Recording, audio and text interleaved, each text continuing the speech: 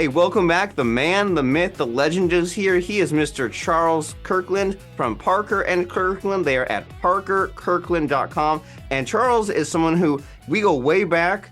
And whenever I talk to him, my mind explodes with about 82 different marketing ideas. And he's one of these guys where he works for some of these big clients, and works with big numbers, and does these marketing campaigns, and has all these sorts of successes. So we're going to find out how we can tap into his marketing genius and just get excited about the numbers, the conversion, the traffic, the media buying, the landing pages, all of it, and so much more. So, Charles, glad to be speaking with you. Dude, I'm happy to be here. It has been too long. It's been way too long. So, with that said, dude, I always love talking with you. So, what do you want to start with?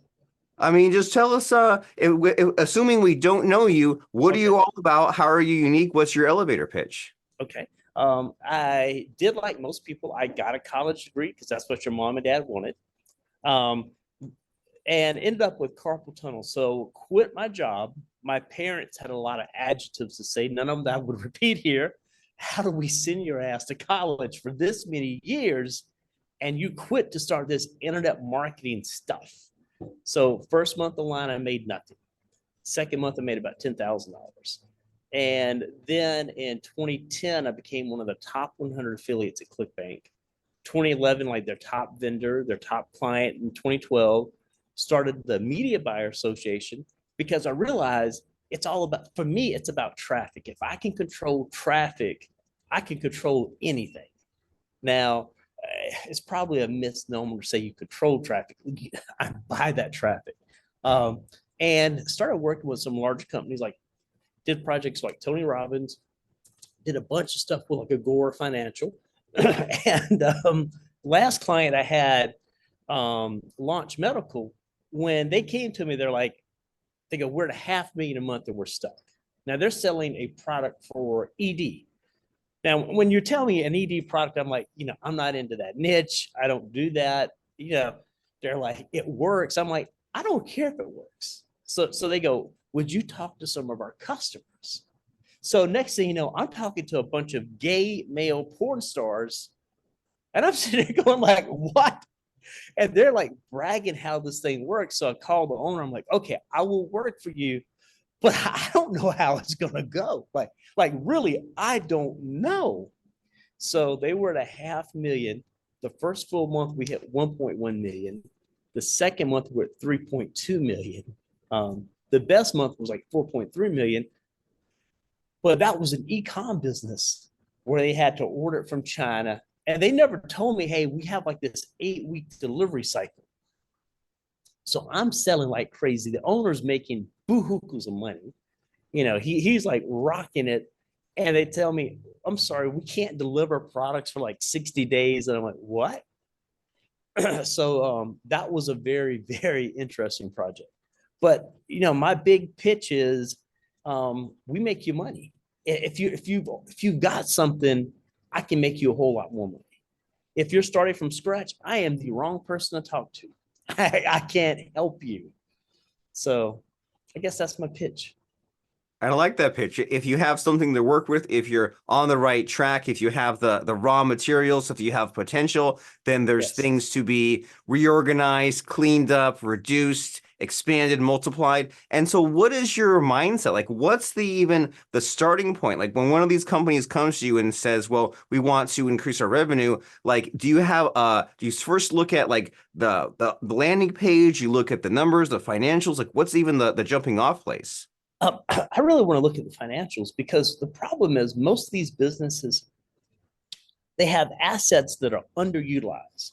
So they've already invested this time, money, and energy. An example of this would be an email list. So for a lot of these companies, the email list, yeah, we'll mail it when we think about it. And it's kind of like, you obviously hate money, like you literally hate money if you mail it when you think about it. So we want to look at the financials and say, okay, where are you at and where could you be? Now, for most people, they're taking, unless I'm going to go back to like Dr. Berg. I did a project with him, or not a doctor, I won't say a project. We worked for him, me and Jason. So when he came, he's like, hey, I'm at $12 million. And I'm like, cool. where do you want to be? The problem is most people, they think, if I had a 20% increase in business, like I should be getting an award. The first 12 months, we were from 12 to 32 million. And when you grow that fast, you're going to break stuff that you didn't even know existed. You will have supply chain issues. Sometimes you end up with financing issues because when you're growing that fast, you're buying massive amounts of inventory. And that can, quote unquote, strain, the cash flow because you're not used to that. And then the second year, we went from 32 right up to 54. And the thing is, most business owners don't believe they don't even believe they could double their business. I mean, that's like science fiction, or that's like other people. So when you come in and like literally same thing on Launch Medical, you more than double it, you're going to break stuff. And most owners aren't prepared. They're thinking, I just need more traffic. No. You need operations. Like now that you're like tripling your sales, you're going to have more bad reviews. If you had one bad review a week, well, now you're going to have a whole lot more. So now we need to focus more on like SEO. How do we take care of like brand management? Because one example is the quote unquote smart affiliates. They're bidding on your brand in the top 100 cities minus where you're located. So like if you're a competitor, let's pretend we're competitors and you're selling magic caffeine water bottles. You would go out and bid on everything except where I'm located. So I'm Googling myself, man, I don't see you bidding on me. I don't see you bidding on my brand. And that brand term is like that, the low hanging fruit. And that's the type of stuff they don't even realize. You then start having to deal with like affiliates. How do you get these affiliates on board? Because like when you're small, you could use any affiliate network and it's okay.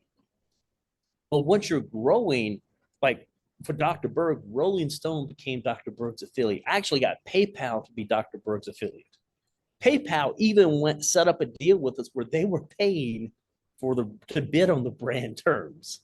Like they were spending their own money with our agreement to bid on Dr. Berg's brand name in Google.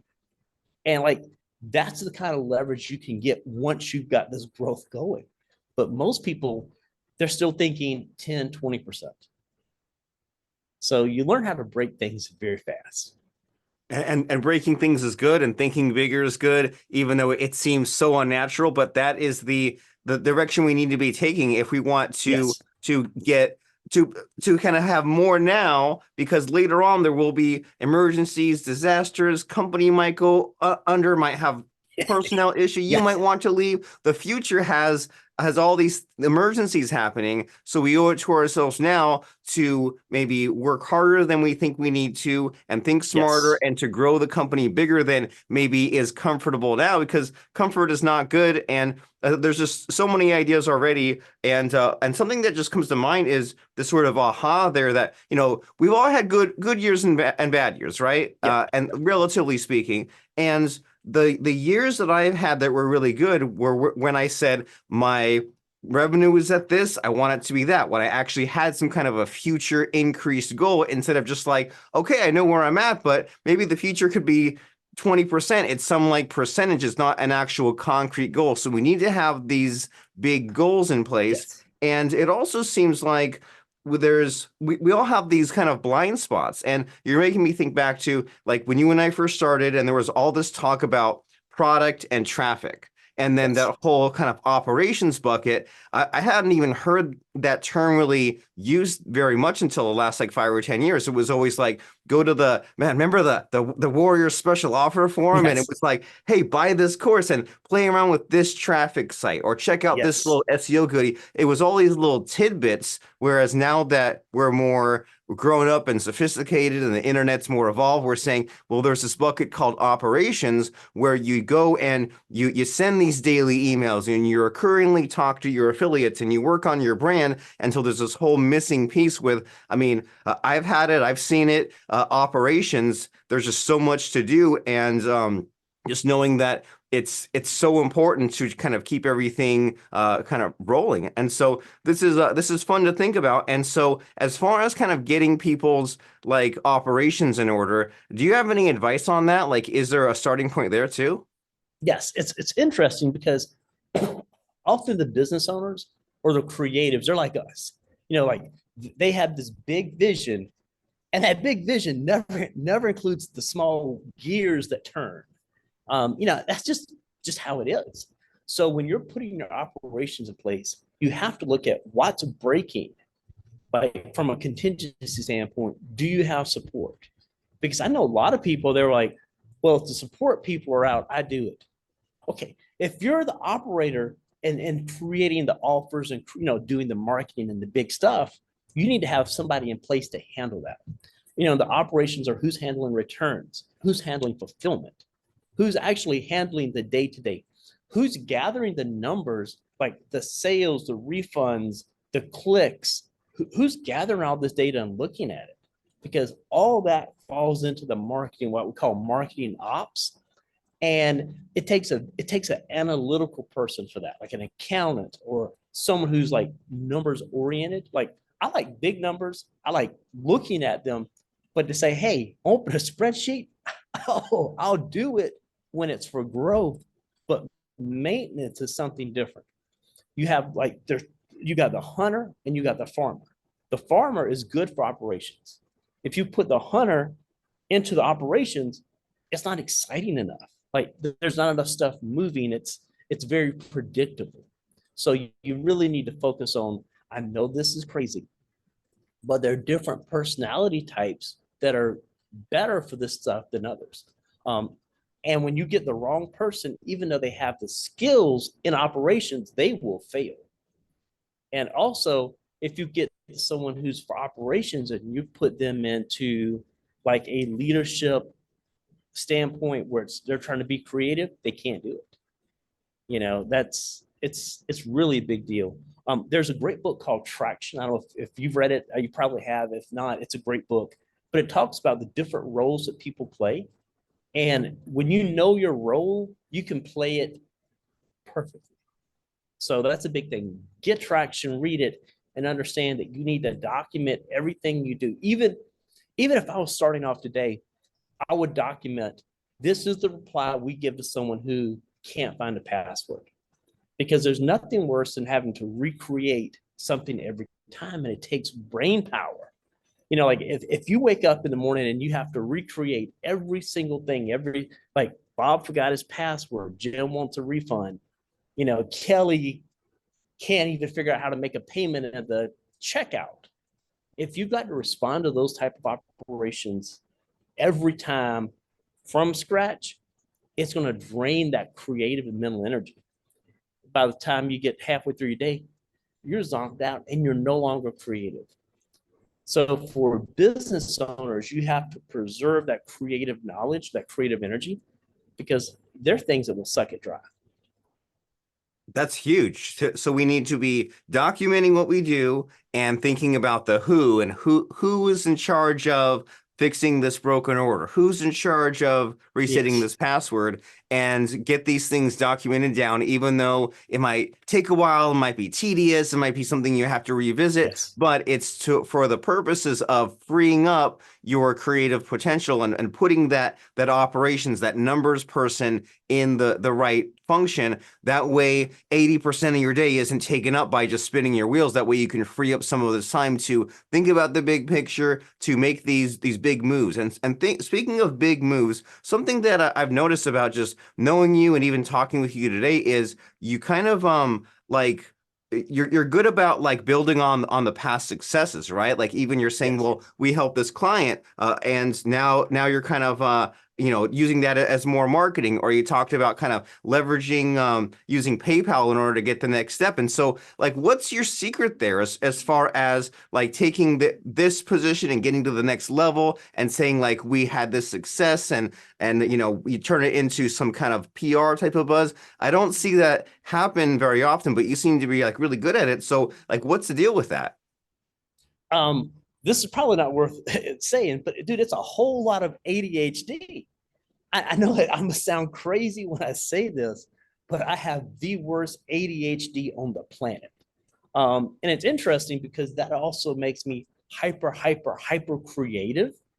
And I can focus on like terms called hyper focus, where I realize that growing businesses, if they've got something going, like momentum, is super easy, even if they're stagnant, because most businesses have these underutilized resources. I'm gonna go back to Dr. Berg. They're mailing twice a day. Now, when you mail twice a day, you're gonna make a lot of money, but you burn through that list very quickly. You get people that don't like you after, like, 2 days, some people 2 months, some people 2 years. So our concept was, how could we mail twice a day, make more money, but keep people engaged? So we would use like a lot of personal anecdotes. We would be giving them like valuable information. An example of this, vitamin D is what we know we all need more vitamins. If you take vitamin D without vitamin K, it calcifies your arteries. So you think you're doing good by taking, like vitamin D without K, you're setting yourself up for disaster. So we often take a contrarian approach to our emails. Because if I said, hey, email your list every day to make more money, everybody says that. Like, how is that different? But if I had a contrarian approach when saying that, like, hey, why you shouldn't email your list every day is because you're going to send the same thing and get burned out. But if you did this, so we learned that by taking contrarian approaches, we're more interesting. And that makes people gravitate toward us. And now that's kind of the magic of it. We look at what resources in businesses are underutilized, and then we basically push them to full utilization. Standpoint like Dr. Berg's YouTube channel, like, I don't know, something like a gazillion people, not quite, but it's massive. And what we're looking at is, if you're posting one time a week and you're getting X result, what happens when you go to 2 to 3? Like, how do you maximize that? Like, even in YouTube, like, do you have descriptions that are driving people back to the website? Now, that's what most people say, drive them to the website. I'm like, no, I don't care where they go. My only concern is, how do I get their name? Maybe that's not driving to my website. That's driving to something else that I could get the name from. So we look at, how do we utilize that? Because the key is, the more traffic you've got to your site that's quote unquote high quality, the more you're going to convert. And I'm going to get, this is going to be this one should be a WSO if it's not. One of my favorite Facebook audiences is 3 visits in 30 days. If you create that as the Facebook audience, that will almost always be your second highest converting audience next to an abandoned cart. Most people never think about that. That's something that you can take cold audiences and convert them. Robert, when's your birthday? September 23rd. Okay. So, and you probably already know this, but your audience might not. You can actually take an email list, upload to Facebook, and it's happy birthday. And they're going to show it to you when you quote unquote have a birthday that Facebook knows about. But guess what? Everyone gets money for their birthday, or congratulations, or balloons, or cake, or something. And it gives people the permission to spend money on them. So it's your birthday week. I want to see a picture of Robert with some balloons going, happy birthday, buy this, buy that, take X discount. Like, look at all the ways you can maximize all the assets you already have. That's huge. Give people a reason to buy. Well, the thing is, it's not really a reason. Give them permission. Giving them permission to buy during New Year's or their birthday or whatever. People just want to spend money, on themselves. And I love that. And especially how you and I both know that it doesn't even have to be a very good reason, right? You could make up your own holiday. It can be Labor Day, and you don't have to wait until the the rest of the marketing crowd is doing this, you can make up your own kind of excuse or reason or something that's novel or something that's contrarian, just something that gets attention. And so it seems like a lot of your thought process here, you said that you're all about looking at the resources, right? Taking the inventory, seeing what resources are underused, and then even hearing your thought process, they call it probing questions, right? You say, well, Yes. what if we did this? What if we emailed twice a day? And it seems like the maybe non-entrepreneurial, non-ADHD mindset is to shoot ideas down, right? Is to be Yes. fearful of some of these calculated risks or these bold moves. They say, I could never email once a day or twice a day. And you say, but what if you did? And just think about the possibilities and what problems does that create and what hidden benefits are there and what can you do to make that work. And so I love your mindset. I love some of these concepts and ahas and even nuggets like that 3 in 30 days. And you're giving me a flashback to you're the first person that you told me when I'm doing a webinar replay to have it widescreen and to have a black background. So it's like a Yes. movie theater, and I'll never forget that. And even if that's that little like tidbit maybe isn't useful to someone specifically, just that idea in general of like having a web page kind of look the way it should or having it kind of in a template. And guess what? All these years later, YouTube stole your idea, right? YouTube added the theater mode where it can be like black background and it's like not quite full screen, but it's like a larger screen, and similar idea. And just some of these things that come about from like the combination of like having the marketing library in your mind, like knowing what works and having that kind of like Malcolm Gladwell blink concept, and then kind of just studying and looking at, well, what can we do differently? What can shake things up, or what can kind of, like you said, maximize out what's being underperformed, and then it creates new problems, but you solve those little problems, and guess what? Now you have a business that was at this number of millions and went to that number of millions. And so if someone is excited, jazzed, turned on by the possibilities, then tell us about this amazing company that you and Jason Parker have. So what we do, and I'll give an example, like at Dr. Berg, we crafted these campaigns. At Launch Medical, we crafted these campaigns. And our concept is there are 12 months. There are at least 12 holidays that you could be promoting or special events. And I'm going to use an example of this one, Tax Day. Most people think of Tax Day as, well, it's painful. I have to pay taxes. We actually did a campaign that was the best campaign they have ever had. Literally, it broke every record. And during Tax Day, we had Mavis, which was John's girlfriend. Let's just say that she's maybe very gifted in a certain area.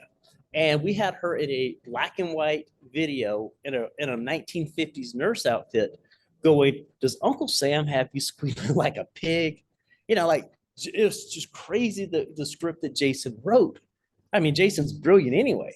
So literally we made that video broke every sales record we had. And what we look at is you've got 12 months. Every month we can create a special campaign for you that's going to tap into your buyer base.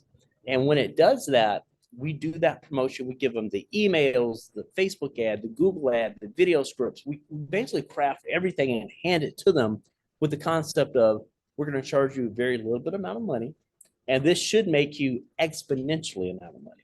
So when I'll use a client we had in Italy who does stock trading. Now, most people go, Charles, the Italian market is small. Okay, maybe it is, maybe it's not. The client did 500 front-end sales from the campaign we did. That's not including his back end. That's not including coaching. That's not including referral fees he's going to make from those 500. But 500 sales to them literally more than doubled their business. They started out with 600 clients. That campaign brought in another 500 clients. So literally in a 2.5 week period, their business doubled. So that's the kind of stuff we like to do. That is big incredible. Numbers. Yeah, yeah, and basically working around this idea of having these every year having these 12 marketing campaigns. That way they can just plug it in. That way they don't need to be saying, "Oh no, it's a new month. What do we do?" It's all planned, and they can get it to work, and they can get the traffic and the follow-ups and all that sort of thing rocking and rolling. And that website is parkerkirkland.com. And you mentioned earlier about some sort of pre-qualifiers, right? Like you only work with companies that they're not starting from scratch. They have something already in place. So what Yes. is the criteria? Like, are you looking for a certain company size, revenue size, industry? Who is a good fit to work with you? Really 300,000. Below that, it's so hard to make it work. So 300,000 is that minimum threshold. You know, in a perfect world, they would be doing at least a million, like 10 million per, year. To me, it's like the perfect size. We can really just double that extremely quick. But below, the problem is below 300,000, they generally don't have their operations together. They don't typically have everything they need. They're still building things in place. And from that standpoint, it's so hard to make it work because they don't have the SEO in place, the social media in place. They typically don't have brand recognition in place. They don't have an email list that's in place. They don't even have the operations to handle it if we double it. So we try to stay away from that because what we realize, a lot of people don't understand, businesses often go out of quote unquote business because they're growing too fast. There's a lot of growth going, the margins stretch thin, because you're hiring people now. And this is, I'm using an e-com as an example. You're having to buy a product to supply what's been sold. And those type of businesses, like, they're just not funded well enough. We do make the exception, like if you've got a business that's on the right trajectory and you've got assets in place, we can generally make it work, but we try to avoid those. And there's nothing wrong with that. For most people, $300,000, would be great. But just what we're trying to do in the numbers, it's hard to build a legacy and saying, hey, I went from 300 to 500,000. I like the millions numbers look better. And that makes total sense. Like, companies need to get that foundation in place, get the SEO and the social media and the operations and the customer support and the shipping, and get all that working so that we are not trying to play catch up and solve all these problems at once. And so you said that the ideal range is 300,000, but 10 million per year is exactly what you're looking for in order to multiply and to work your magic as best as you can. And so is the website parkerkirkland.com, or is there a special URL landing page? Just hit that, just pop over there, and we've got the case study, we've got opt-ins. Once you get on my email list, I will email you till you buy or you die. But we're going to be sending you contrarian stuff. We'll send you a lot of information. And yes, we do make pitches. And if you're under 300,000, I can give you something today that will help change your trajectory and get you to well over that number. Email everyone in your business and tell them every day you would like a report on what they're going to do. And at the end of the day, what did you do?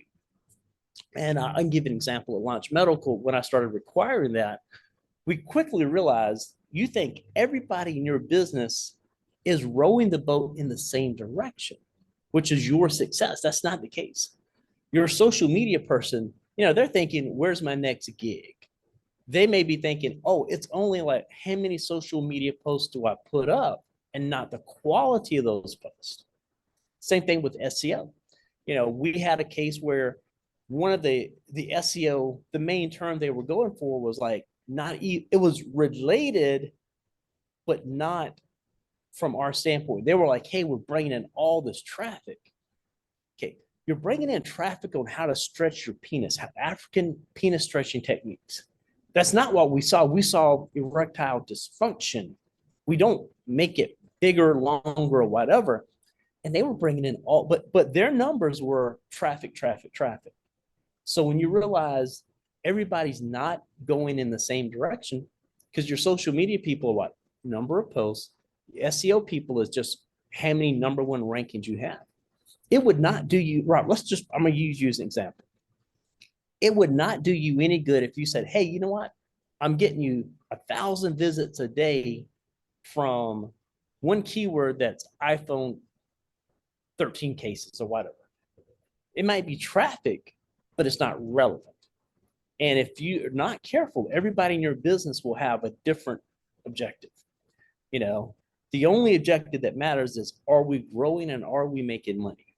Those are the two things. Cash is king. And honestly, cash will solve most of your problems in business.